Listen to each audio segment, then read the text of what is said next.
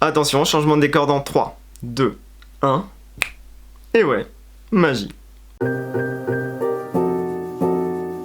Salut à tous, j'espère que vous allez bien. Alors, nouvelle couleur pour de nouvelles aventures. Et ce qui est super cool, c'est que ce fond, il peut changer de couleur.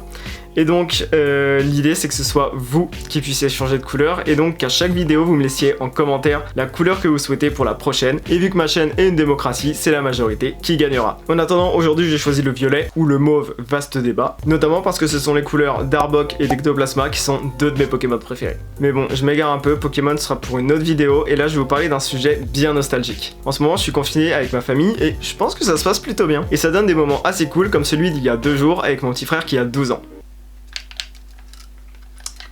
Mathieu, comment ça marchait ça? Si seulement tu savais.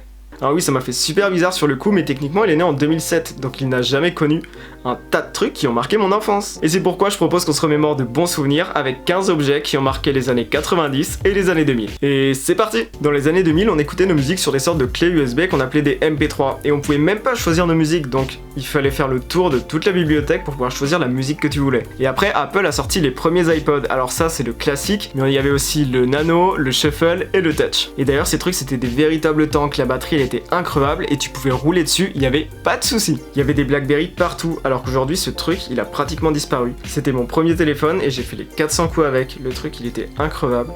Enfin bon, il tient à peu près la route malgré les années quoi. Et nous interrompons ce programme pour une courte page de publicité.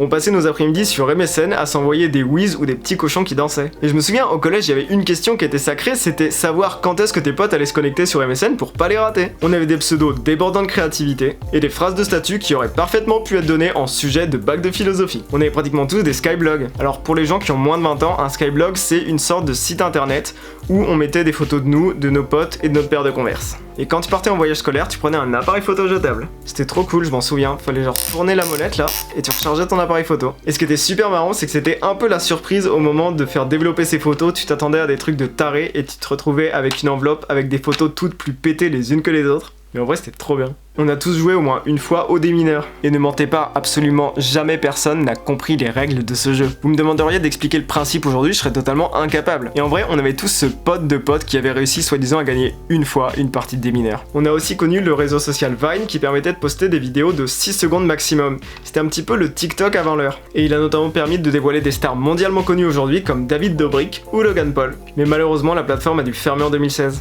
Petit ange parti trop tôt. On a connu la première vidéo YouTube à passer le milliard de vues et c'était un sud-coréen totalement perché avec une danse de cheval. On pouvait également se connecter avec nos potes sur nos DS pour pouvoir s'échanger des Pokémon, jouer à Mario Kart ou encore parler sur PictoChat.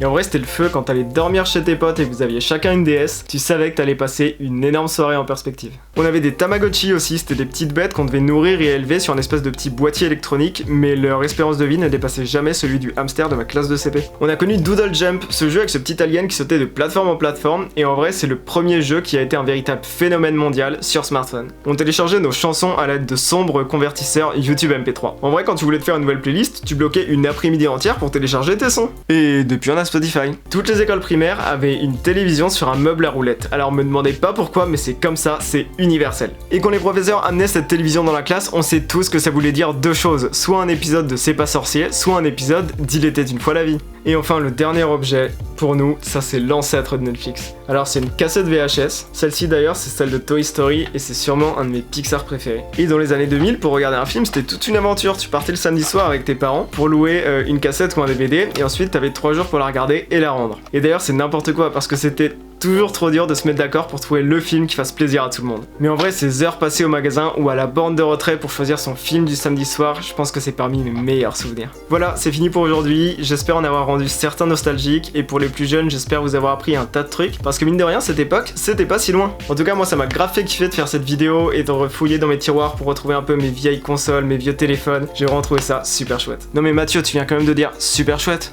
Sérieux? Qui parle comme ça? En tout cas, j'espère que ça vous a plu et n'oubliez pas de me dire en commentaire de quelle couleur vous voulez le fond pour les prochaines vidéos et je vous dis à mardi prochain pour de nouvelles conneries. A plus!